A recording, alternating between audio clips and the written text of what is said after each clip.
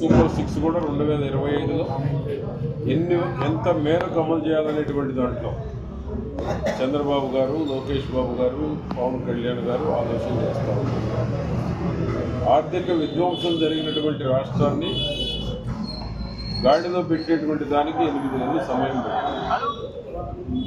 ఇచ్చిన పాదయాత్రలో, యువగణం పాదయాత్రలో ఇచ్చిన హామీలన్నీ ఎంత త్వరగా అమలు చేసి ప్రజలకు ఇచ్చినటువంటి హామీలు కూటమి ప్రభుత్వం అమలు చేసిందనేటువంటి, గత ప్రభుత్వంలాగా దగా చేశారు, మోసం చేశారు అనేటువంటి అపప్రదం లేకుండా త్వరగా అమలు చేయాలనేటువంటి ఒక దీక్ష పట్టుదలతో ముందుకెళ్తా ఉన్నారు లోకేష్ బాబు. అటువంటి లోకేష్ బాబుకు 2 ఏళ్ళు పూర్తి చేసుకున్నటువంటి సందర్భంగా ఈరోజు రాష్ట్ర ప్రజలకు గుర్తు చేయాల్సినటువంటి అవసరం కూడా ఉంది. ఎందుకంటే జగన్మోహన్ రెడ్డి అరాచకాల నుంచి బయటపడేందుకు ప్రజలు సంతోషంగా ఉండాలని నేను కోరుకుంటాను. ప్రజల ఆకాంక్షలు, కోరికలు ఎక్కువ ఉన్నాయి.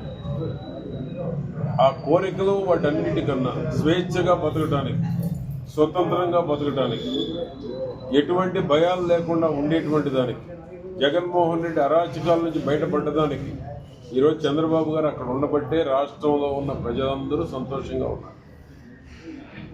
తర్వాత మిగిలిన హామీలు అమలు చేయటం అవన్నీ 1 by 1 అమలు జరుగుతాయి.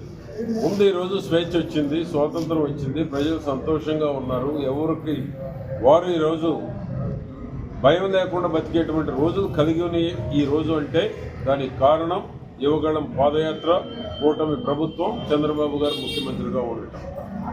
దీన్ని ప్రజలు గుర్తుపెట్టుకోవాలని కూడా కోరుకుంటూ 2 ఏళ్ళు పూర్తయినటువంటి సందర్భంగా లోకేష్ బాబు గారికి ప్రజల్లో ఒక చైతన్యం తీసుకొచ్చి మొత్తాన్ని రోడ్డు మీదకు తీసుకొచ్చినటువంటి ఘనత లోకేష్ బాబు గారిని తెలియజేస్తూ శుభాకాంక్షలు తెలియజేస్తాం.